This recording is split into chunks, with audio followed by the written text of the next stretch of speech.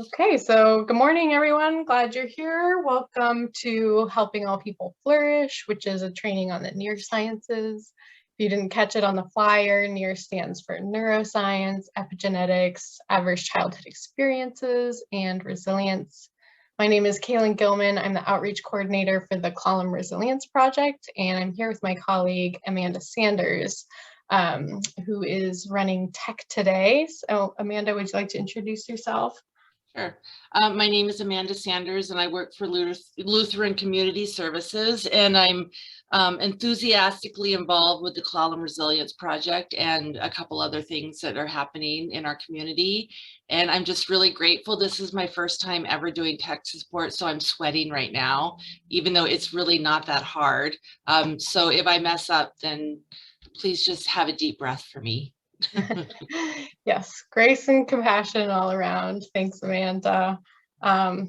So before we jump in, I'd like to start by acknowledging the land we're on. Please join me in expressing our deepest respect and gratitude for our Indigenous neighbors and leaders, the Lower Awal Clallam, Quileute, Ho, Makah, Chimicum, Quinault, and Jamestown S'Klallam tribes for their enduring care and protection of our shared lands and waterways. I also want to thank Olympic Community of Health for bringing this curriculum to Clallam County, and also thank United Way of Clallam County, who hosts the Clallam Resilience Project and has been creating a space for us to continue this work in the community. And also thank you for being here today and taking some time out of your Friday to come to this training. So as for who we are here in this room today, this information was taken from the registration reports. You can see we come from a variety of sectors and backgrounds: housing, education, healthcare, and then not to mention the other roles we bring to the table. Maybe you're a parent or a neighbor, mentor, caretaker. So my hope for this training today is that we are developing a shared language and understanding across all these different areas of focus and spheres of influence. And then as for our prior knowledge, we have a range of experience with this topic. So maybe you're here to learn about this for the first time, in which case, perfect, you're in the right place. This is an introductory training. But there's also quite a bit of people who already have some knowledge and experience on this topic. So maybe you're here because you recognize that this is not just a one and done conversation, and it's important to keep re-engaging with the material and kind of have that ongoing conversation. I know that in my role at the Clallam Resilience Project, I continue to learn new things each time I hear this training from a different voice or perspective. So I hope that's the case for you today. This is a brief overview of what the next 45 minutes will look like as we move through the neurosciences. The training will end at 10:45, but Amanda and I will stay on until 11 to hold space for any questions or dialogue that may come up at the end. You can also ask questions throughout in the chat, and I'll be checking in periodically to see if there are any questions as we go. So Amanda, if you could please share the link to the resource list. You should have got it in an email this morning, but just in case, Amanda's going to copy that into the chat. And no pressure on that, Amanda, too. So, all right, here we are, the neurosciences. This curriculum comes from ACE Interface and was brought to the community again by Olympic Community of Health. So we are going to be talking today about the impacts of trauma. And I just want to say, if this is a topic that hits close to home for you, if this is your lived experience, please be gentle with yourself and feel empowered to tend to your own needs. Turn off your camera, take a break, whatever you need to do. There's no need to force something that isn't feeling good. So as we get started here, let's just take a second to settle in, maybe take a few deep breaths. Just a couple of the deepest breaths you've taken all day.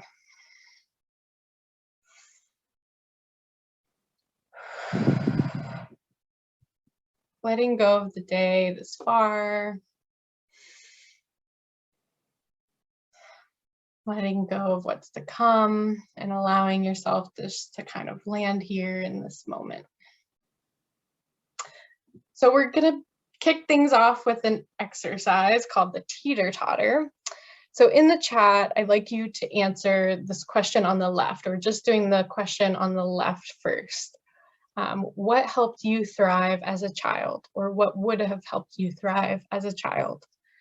And Amanda's going to help me out by reading them out loud as they come in. Family, student on spring break, nature, stability, family, education, family and friends, grandparents,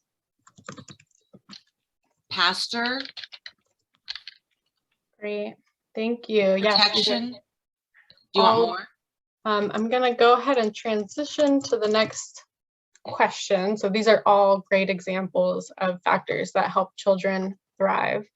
You can continue to put them in the chat, but we're going to also answer this next question. So in thinking about thriving, what is your biggest concern for children in our community today?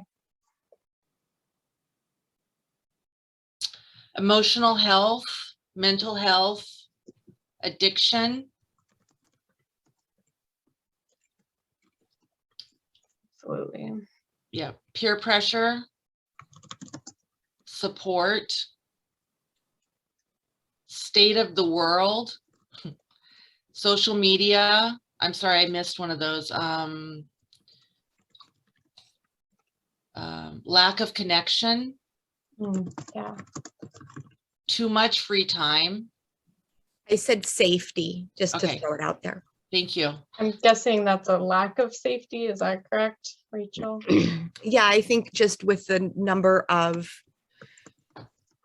we do online C-View with my kids, and my husband and I are always home, but I know a lot of kids are doing C-View and they're left unsupervised. And so how safe is that? So that's just that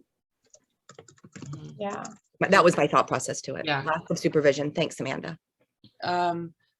Let's see. I'm sorry. I'm just going to go up here. Substance abuse, was that on there? Toxic relationships. Okay. This is great. Yes, these are all. I like this one. Too much free time. Okay. I like them all. I don't want to play favorites. I like them all. Thank you, Amanda, and thank you everyone for these important answers. So I'm going to quickly copy these and go to the next slide.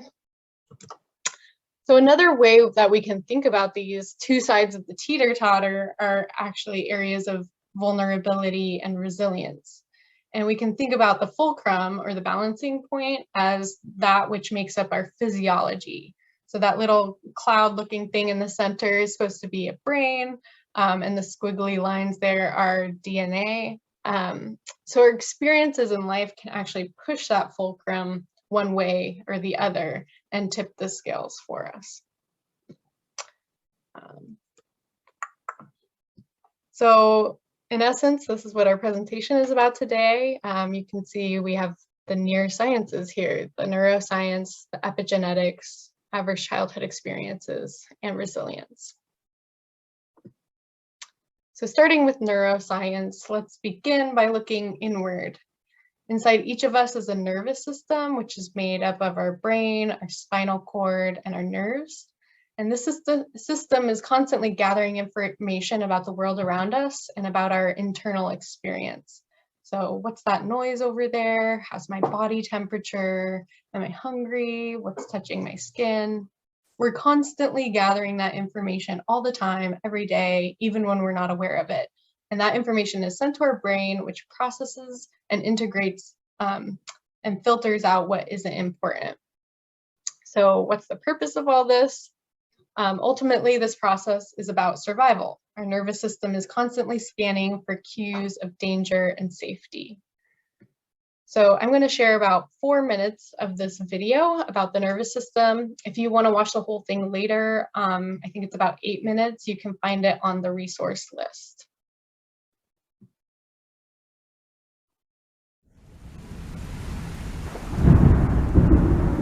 Over half of us have a chronic disorder such as high blood pressure or autoimmune disease. Rates of anxiety, depression, PTSD, and addiction are skyrocketing. Why? The roots of these issues and more can often be traced to trauma, adverse childhood experiences, chronic stress, and ultimately, nervous system dysregulation. Meet your autonomic nervous system. Let's call it ANS. ANS takes care of a lot of your automatic functions, like your heartbeat, digestion, and body temperature. ANS also manages your survival and stress response, working to keep you alive when your life is in danger. ANS functions as our built-in detection system, constantly scanning our environment for cues of safety and cues of danger. As ANS scans the environment, it has 3 general responses or states. Safe. You feel calm, relaxed, and connected to those around you. Mobilized. When ANS detects danger, it sends a command and your heart rate and breathing increase, adrenaline and cortisol are released, and blood rushes to your muscles so you can handle the threat. This is our fight-flight response. Immobilized. When ANS detects that the danger is so great that you can't fight or run, it shuts you down. In this state, our heart rate, blood pressure, and body temperature decrease, and pain-numbing endorphins are released. ANS does all of this automatically without us thinking about it. ANS doesn't just use these states for survival, it uses them to navigate through the world each day. When ANS functions well, it moves fluidly from one state to another, 1 minute mobilized and ready for action, and the next resting and recovering. ANS will often blend states together. When we play, ANS combines the mobilized and safe states, and when we are intimate with loved ones, it combines immobilized and safe states. When ANS can stay flexible and fluid like this, it helps us manage and become resilient to stress and negative events. We're able to bounce back and move on. Unfortunately, when we experience trauma and chronic stress, it can keep ANS from functioning in a healthy, regulated, and resilient way, and can keep us stuck in states of survival. A friendly get-together can become frightening. A simple meeting at work can become threatening. For those with a history of trauma and chronic stress, the ANS detection system often becomes faulty, constantly signaling danger even when we are safe. It's like ANS is an alarm system, constantly signaling fire even when there's no smoke and no flames. Consistently living in these survival states can be debilitating, and we often develop adaptive strategies like using drugs, alcohol, food, work, or sex in an attempt to bring regulation and temporary relief. Understanding how trauma impacts us is critically important. There is a whole spectrum of experiences that can be traumatizing and adversely impact ANS, like accidents, assaults, and natural disasters, which are often called shock traumas. There is also developmental or relational trauma, when we experience chronic adversity, abuse, neglect, and lack of safety while growing up. Many other experiences can be traumatizing, including chronic stress, medical procedures, and adverse community environments like poverty, discrimination, and violence. Additionally, new research in epigenetics shows us that trauma can get passed down genetically at least 3 generations. In the past, we've thought about trauma as events that happen to us. We now know that trauma is an experience, not an event. It's what happens inside of us as a result of what happens to us. It's our response to the event rather than the event itself.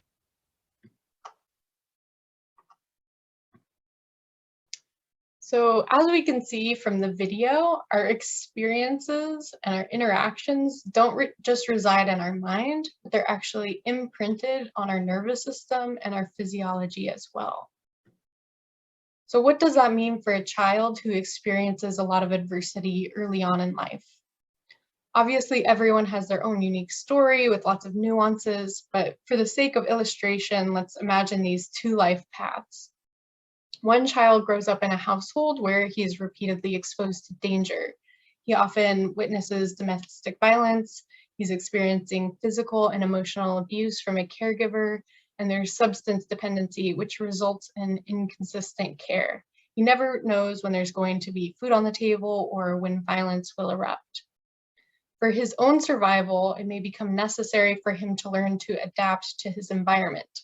So my question for you, and you can put your responses in the chat, and Amanda's going to help me by reading some of those out. What are some characteristics that he might develop over time as a result of needing to adapt to this environment?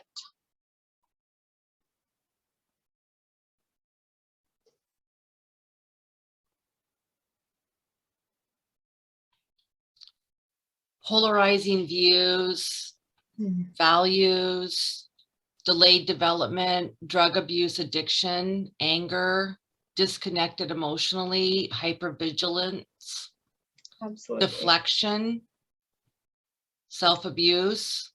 Mm-hmm. Absolutely, yeah. So no children, self-love. Oh, sorry. go ahead. No self-love. Mm-hmm. Yeah, these are all great responses. You know, with that nervous system response, like some of you said, you know, there may be hypervigilance, there might be a lack of trust, they might shut down, you might see things in black and white. These are all normal adaptations to being in survival mode repeatedly and irregularly throughout development. And these adaptations are actually good because they're allowing him to survive in that environment, and they're protective. So now we can imagine a child growing up on a life path that involves safety, and they have access to care and support. When they cry, someone responds and addresses their needs. What are some characteristics that this child might develop as adaptations to their environment? Confidence. Yeah. Self-worth. Absolutely. Curiosity, sense of self, good grades, trust in self. Exactly. Yeah. So Socialization. Mm-hmm. Thank you.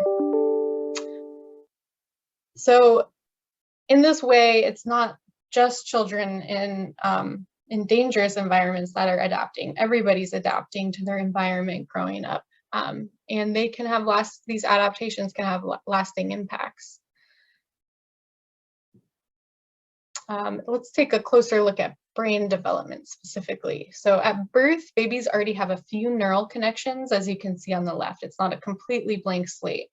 But then by elementary age, that's when we're making a ton of new connections. We're like a sponge, just soaking up new information, creating new neural pathways.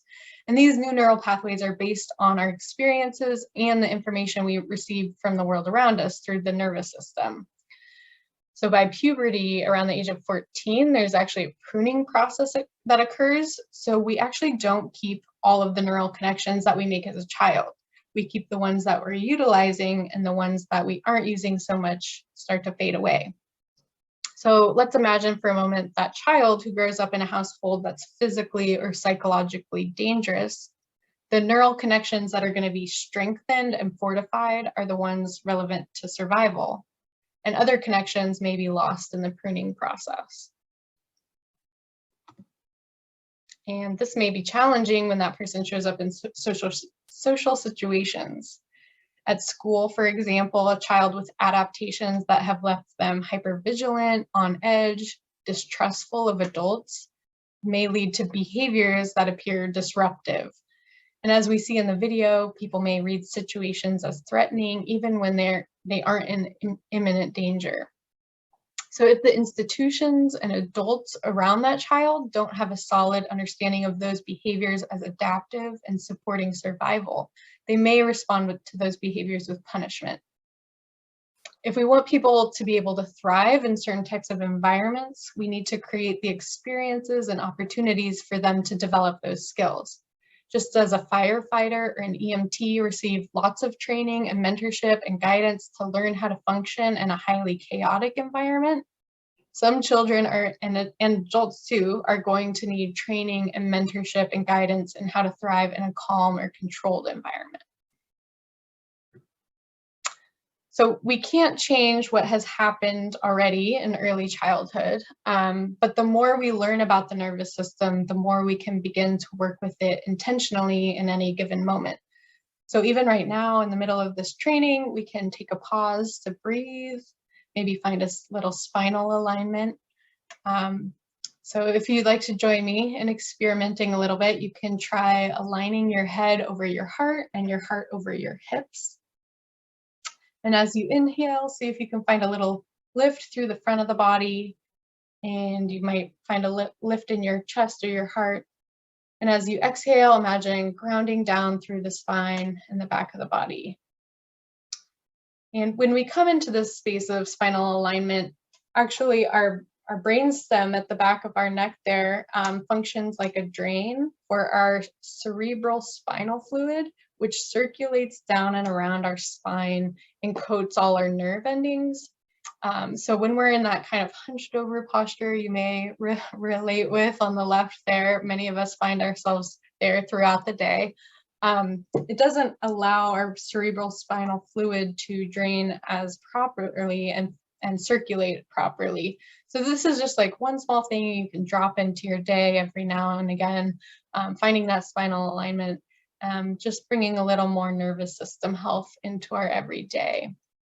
So just take a moment to notice how you feel in that posture.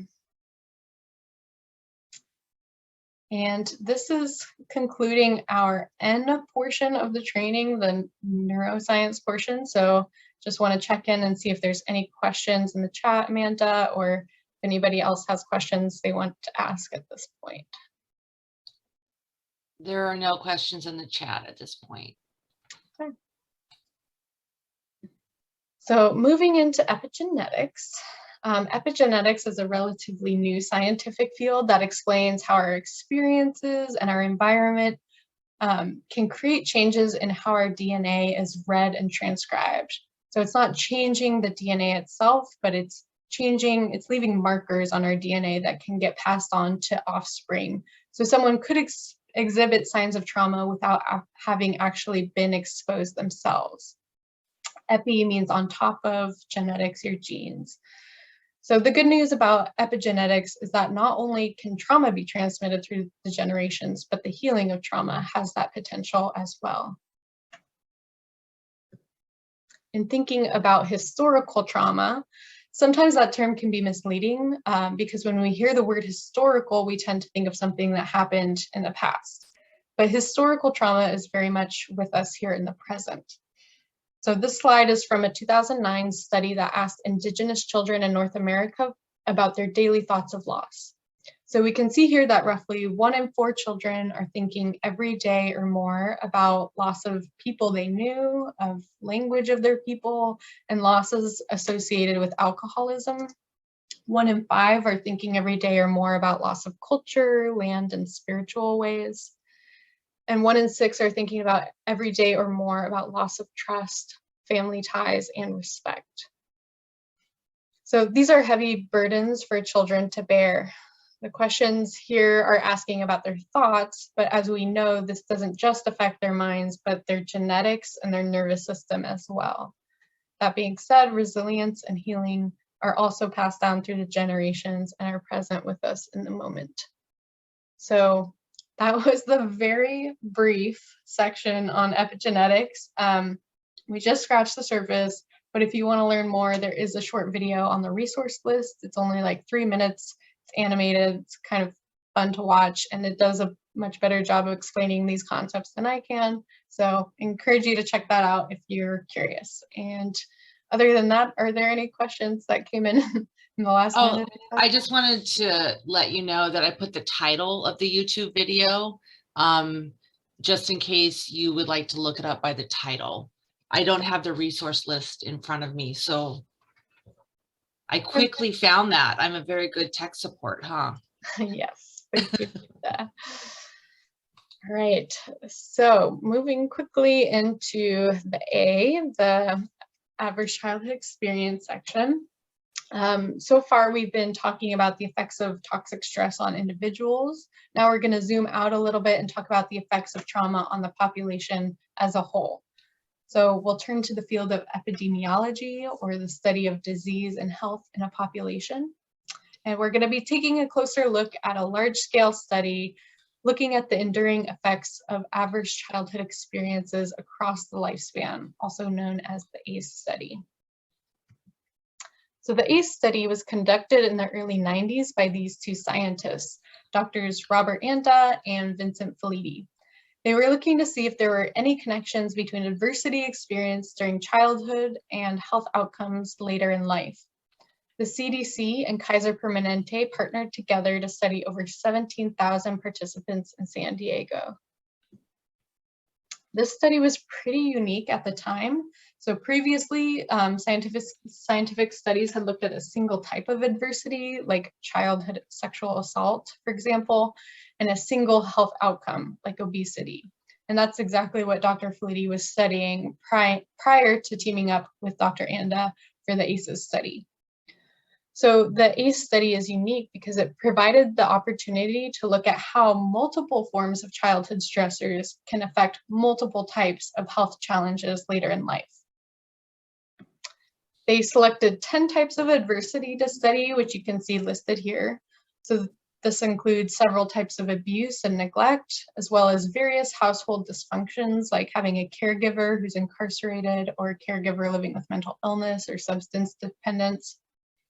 So participants would take a survey which would track how many of these they experienced, and they get an ACE score, a score of 10 meaning they experienced all of them, 0 means none. And I'd just like to add that since the 90s, the conversation around childhood trauma has really expanded beyond these original 10 to include things like homelessness, poverty, racism, and other forms of toxic stress that were not captured by the original ACE study. But at the time, they were looking at these original 10. So the first thing they found is that, unfortunately, ACEs are incredibly common. A third of the participants had an ACE score of 0, meaning 2/3 had experienced at least one ACE, and 16% of the group had experienced 4 or more ACEs.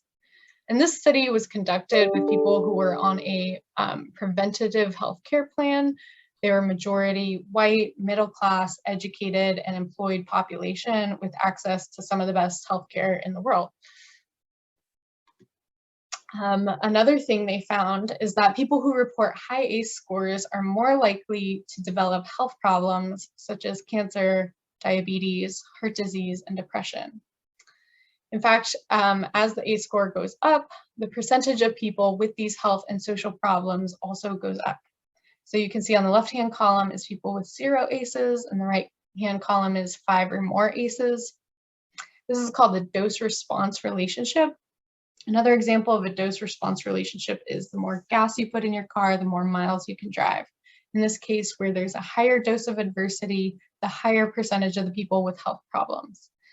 And if you're sitting here looking at this information and you recognize that you have a high ACE score and you're starting to panic, I just want to say this does not work as a predictive tool on an individual level. This study was designed to look at patterns across society, and there are certain types of experiences and relationships that can help to buffer and mitigate the impacts of adversity in childhood. It's that other side of the teeter-totter. So each person is a unique blend of experiences, and that's why it doesn't work as a predictive tool on an individual level. So I'm going to now invite you to do another interactive activity. At the top of your screen, you should see view options at the top of your Zoom screen. And from there, you can click on annotate, which will pop up a toolbar where you can find a stamping tool. Now, if you're on a phone or just this isn't your thing, technology is not your thing, absolutely no worries. You can also participate in the chat. So don't stress about it. But if you do have the option to find that tool, we are going to use it now. So again, view options at the top of the screen, then annotate and stamp. So on this slide, we have a wheel with various health and social problems identified. And I'd like for you to stamp the top 3 of these issues that you would like to reduce in your community. If you aren't using the stamping tool, you can go ahead and put them in the chat. Yeah. And likely most of us care about all of these issues, but we're just thinking about our top 3 for now. Yeah, I see a lot of suicide, recent depression, anxiety, dissatisfaction, alcohol. Great. Tobacco use. Okay. Thank you, everyone. I'm going to go ahead and go to the next slide. So this slide shows the percentage of various health and social problems that epidemiologists estimate are caused by ACEs. So the oil spill represents the percentage of the problem that is potentially preventable by preventing ACEs. I'm going to go ahead and clear the slide now. So this means that if we didn't have average childhood experiences, we could potentially reduce alcoholism by 65%, smoking by 30%. I'm realizing I had a different slide here before, but suicide by 67%, life dissatisfaction by 67%, anxiety by 55%. These are huge percentages of these social problems. I have just this slide here, but we have several slides that look exactly like this with other health and social problems on them. So we can see this trend across the board.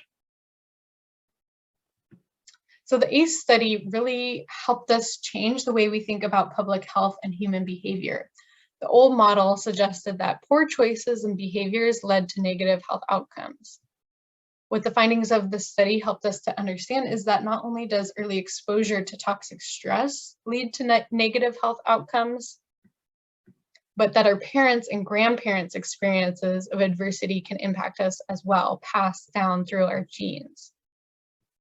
Bringing it closer to home, a survey conducted in 2014 showed that 1/3 of Clallam County adults reported having 3 or more ACEs. And then, of course, on top of the trauma and the stress that we're experiencing, there's COVID. And that's another kind of trauma that's being added in and perhaps triggering or exacerbating the trauma that's already present with us. So this information can feel heavy, but the exciting thing is that with this awareness, we have a choice in how we think about human health and behavior and in how we respond. So those of us here today come from different sectors, different fields of work, but we all work with humans and interact with humans on some level. So incorporating an understanding of ACEs into our work and relationships is really about understanding and compassion. So let's take a look at an example of this on the next 2 slides. So this data comes from the original ACE study, and again, we can see that same dose-response relationship with these various health behaviors and outcomes. As the ACE score goes up, the higher the percentage of people who have begun smoking at a young age, were currently smoking at the time that they took the survey, and the higher the percentage of people who had chronic obstructive pulmonary disease. So for now, we're going to focus on the left-hand set of data, early smoking initiation, which means beginning smoking at the age of 12 or younger. So when you see a child smoking at age 10, 11, 12 years old, what are some of the thoughts that come to your mind? You don't actually have to put it in the chat. You can just kind of think to yourself. So for me, I used to live near a middle school, so I would see this from time to time. And some of the thoughts that would come to my mind were along the lines of, don't you know that's bad for you? Don't you know that can kill you? There are more important things than looking cool in front of your friends. Well, as it turns out, nicotine is shown to reduce symptoms of depression and anxiety. So thinking back to some of those adaptations we identified for kids with high ACE scores, hypervigilant, on edge, distrustful, they may be feeling isolated, anxious, depressed. So perhaps that kid is finding some relief from those feelings in the way that they know how. So when we understand this, we might begin to see that the benefits of nicotine in reducing these feelings and providing some sense of relief can help explain why young people start smoking even when they know it's dangerous. So this demonstrates a mental shift. In the old paradigm, we might approach a difficult encounter with a client or a coworker by kind of internally asking, like, what's wrong with you? Or why can't you just fill in the blank? With the new paradigm, the question is really about how can I support you in feeling safe in this moment? And of course, this isn't always easy. In that moment, when we're faced with a difficult behavior or encounter, it can be hard to keep this at the forefront. That behavior might be triggering our own sense of threat and maybe cause us to become dysregulated and reactive. And so learning how to regulate our own nervous system and bringing ourselves back to a state of calm can be really useful in how we show up with others. So just as we have the power to change our mindset around adversity and health and behavior, we have the power to actually build up our capacity for resilience. So this concludes our ACEs portion of the training. Just want to check in with Amanda if there's any questions in the chat so far. Okay. Not so far. All right, it looks like we're relatively staying on schedule. So we will have time, as a reminder, at the end for questions as well. So there are protective factors that buffer some of these impacts of adversity during childhood and throughout the lifespan, which again is why we say that ACEs are not predictive on an individual level. So this model breaks down these core protective systems into three categories: our individual capabilities, attachment and belonging, and community, culture, and spirituality. So individual capabilities, this includes things like the ability to regulate our nervous system, having that flexible nervous system that can return to a state of calm after being activated or shut down. It includes things like positive self-view, which lets me know I'm important and valuable and allows me to ask for help when I need it. And self-efficacy, which is the belief that what I do influences what happens to me. So simple things can help build self-efficacy, like asking people to do chores or tasks that have real value for the family or community, and encouraging a person to build skills that are complex and take time to develop. Attachment and belonging are vital to our human experience. Having healthy relationships with competent adults is incredibly important. Studies show that when people with high ACE scores have 2 or more people that they can call on for concrete help, their symptoms for health challenges are actually reduced. So concrete help is something like, I need to take one of my kids to urgent care. Can you come over and stay with my other 2 kids at 11:30 at night? Something like that. So people who have this type of tangible support around them actually have reduced symptoms in depression, diabetes, and other health problems. And then people need to belong and feel connected to something larger than themselves. So if we've decided to improve health and safety for ourselves and for future generations, we must foster thriving communities. And fostering thriving communities is about empowerment. It's about investing in people who have the most at stake so they can be the expert leaders of their own community's change. And so as we do this, we can provide education about the neurosciences so people have a common language for cross-sector and multidisciplinary work here at the local level. So I'm going to use a quick analogy to kind of help us think through these 3 categories. So let's say I'm driving on the 101 and my car breaks down. Individual capabilities in this situation include the ability to self-regulate. Can I calm myself down enough to be in a space where I can problem solve and think rationally? Do I have the skills, actually my own skills, that could help me fix the car and get back on the road? Those are all part of the individual capabilities. Resilience also includes those relationships. So let's say I'm not able to fix it myself. Are there people that I can call on for help to either come work on my car and fix it, or give me a ride to work and go pick up my siblings from school, something like this? Having these people to call on for help matters. And then Do we have a community that helps support me in this situation? Are there auto mechanics in town? If my car needs to be in the shop, do we have a bus system that can take me where I need to go? Do I have a job that's understanding and supportive that I might need to adjust my work schedule while I'm without a car? In other words, are there resources available in the community that allow me to continue living my life while I navigate this challenge? So this is just a quick analogy to help us think these through. And as we're approaching the end here, I want to do another quick interactive exercise using a deck of cards produced by Community Resilience Initiative, which is based out of Walla Walla. They produced this deck of cards with the 10 ACEs and then 42 resilience building skills. And I'm going to give you an ACE card, and you can type in the chat which of these resilience skills would help a child mitigate that particular ACE. And before I throw that up, I just want to mention on the resource list, you will find a link to the Take Care and Be Well Tiny video series, which is a local project we did with the Clallam Resilience Project, where different residents, and I think some of you on this call even, have produced short videos about these different resilience building skills. So if you're intrigued by the cards, they are used in these videos, so go check those out at some point if you're interested.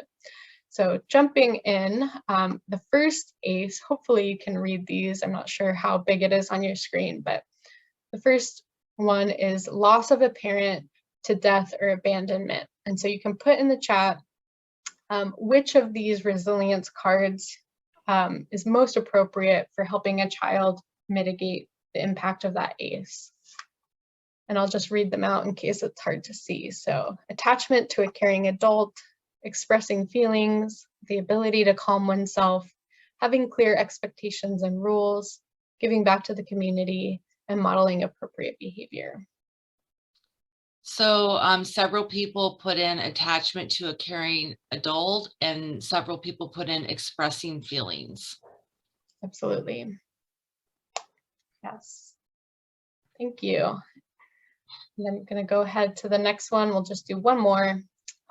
This ACE is physical neglect, and the cards above are assigning chores to give responsibility, learning to ask for help, hope, experiencing success, developing self-esteem, and giving a child choices.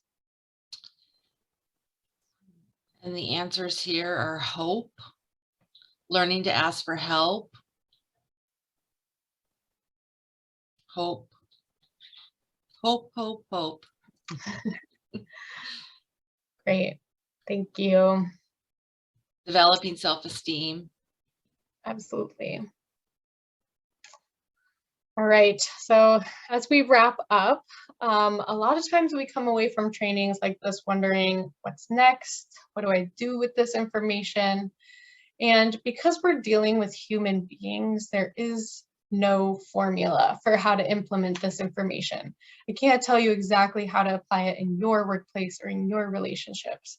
So this KISS model comes from Community Resilience Initiative, the same group that produced that card deck. And the idea here is that we gain knowledge, like after we gain knowledge, it takes some time to get to that point of insight where we can then develop strategies and ultimately create changes in our structures. So today, briefly in 45 minutes, we're just focusing on that first piece of knowledge. However, we do recognize that this is not just a one and done conversation. So I'd like to invite everyone here and beyond to be part of an ongoing learning community where we get to hear from local experts about their intersections with trauma-sensitive practices. So this happens every first Tuesday of the month from 10 to 11:30 on Zoom. You can drop in, it's informal. You can learn and hear about things happening in the community. So the website where you can find the Zoom link for that is on the resource list as well. Amanda, would you put the resource list in the chat one more time so if people join late, they can still access it? So our next upcoming presentation will be by Deborah Swanson from Olympic Community of Health on becoming a recovery-friendly region. And that's on April 5th. Again, everyone's welcome, and you can find the link on the resource list. So thank you again for coming today. This was just tip of the iceberg, but I hope you got something out of it. We appreciate your interest in this topic and in your community. And Amanda's going to share our final survey after she shares the resource link. So we'd love it if you can stay on. We'll play some tunes for a few minutes while folks are filling out those questions, and then we'll open up some time for question and reflection. If you have to go, we understand. Thank you for coming. Thank you for being here with us. I'm going to go ahead and stop sharing. And Amanda, were you able to put the survey in the chat yet? I believe I did. I have a question. Yeah. So have they, I know that this is all fascinating stuff, and my brain automatically goes to folks with disabilities. Yeah. Just as that mom, right? Because I know you both know that about me. So have they done any research on folks with any type of disability? Like, did they include that in that original ACEs study? Has anything happened since then to include the disabilities community? Because I know that they have more adversity. Like, Yeah. I know my kid has more challenges in front of him because he's disabled. So did they factor those pieces in to any of the studies that they've done? Yeah, I don't believe that was a factor in the original ACEs study, but I do know that they've done work since then.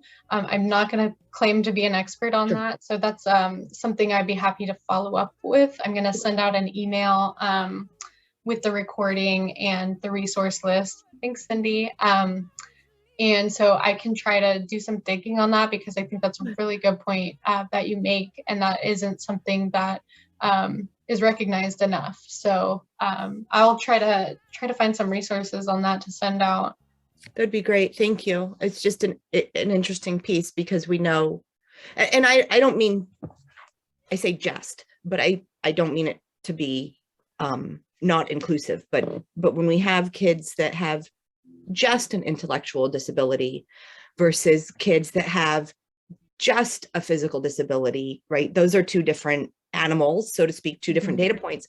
But when we have, and I say kids because I'm a mom, but if we have folks, people, adult kids, whatever, that are both intellectually and physically disabled, that's a third data point, right? So for me, it's kind of, in my public health brain, it's splitting hairs, right? But at the same time, it's like, where's that data? So if whatever you are able to find on that, it would be fabulous. Yeah, I mean, especially after hearing you present and your colleagues present, I mean, I think there's so much there to explore and to learn about. And that's an area for me that I would like to learn more about. So thank you. Thanks for bringing that up, and I will happily do some research and see what I can find. Thank you. I appreciate that. And, just to throw it out there, Shonda might have some information on this, or she's such an amazing resource. So she'd be I have not talked with her about this. We have lots of conversations, thankfully, but I do wonder about that. Since just in this training, I've been thinking, how can I incorporate some of this into my own health class and teachings at the college, and what can I do to help foster those positive, pieces, as opposed to, so that's my thing. Thank you. Yeah, thanks. You raised some really good points, and I'd love to have a conversation with you about that. Yeah, absolutely. We can touch base. Thanks. That would be great. Thank you. Amanda? Well, I was just gonna, if it's okay, if I just add something here that, Rachel, I think that is a really fascinating question. And I'm developing a series of near trainings that would be, is it okay if I promote myself here, Kaylin? I'm developing a series of near trainings where this will be the initial one, and then we will have that 1 week. Then we will have another week of just the end, another week just the E, and then, so that's 5 weeks. And then a week on maybe what you're talking about, maybe talking about kiddo, like wherever, kids who have been adopted, kids who, and it won't necessarily only be for kids, but it's so interesting that you bring up that question. Yeah, I'm really intrigued by that question. So I'm going to look into it too, but this might be an opportunity for you and I to collaborate with something for the college as well. I would love that. And for your health students and all of that. So thank you for that. That was a great question. Thank you. I appreciate it. Because it's just, I mean, he's 15 and he's out there learning and doing his best, but it's just like, I know that my situation is so unique, right? Because he's got two parents that are each college professors, and how does this, my kids are completely different, where that's where I look at kiddos that are left on their own. They're perfectly capable of doing their work and all of these things, but they're left unsupervised. And so, and then I think, Kaylin, while you and I don't know each other, I've known Amanda since before children. Oh my God, I just dated myself, but I dated both of us. But I think you dated both of us there, but that's okay. I'm okay with it. And we still do all the yoga, right?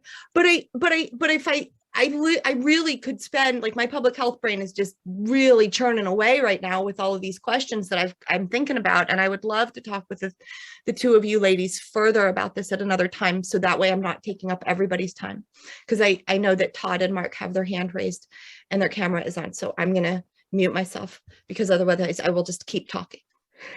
Thanks, Rachel. Yeah, we'll definitely connect after this training and have a follow-up conversation. Yeah, Todd and Mark, love to hear from you. Yes, I had a question about the neural pathways. And it's my understanding that after a stroke, the brain can rewire itself. So portions of the brain that, for example, are to do with vision can now be hearing or whatever. And I wondered when that pruning of the neural pathways occurs in puberty, narrowing down our focus and locking in those threat responses, if we've had a lot of ACEs, can we then rewire our brain later on? Oh, yes, definitely. That's where neuroplasticity comes in. So yes, it's definitely possible. It just takes a little more effort and kind of conscious discipline. This is kind of where we think about, people say it's easier to learn a new language as a small child rather than when you get into your later years. You can still learn a new language later on. It just takes a little more practice and sustained effort. So I think it's the same thing here with learning new types of responses to triggering behaviors. You might just need extra support, working with a professional therapist or something like that to kind of have that sustained effort over time that creates those new neural pathways. Thank you. Yeah, that's a really great question. Thank you.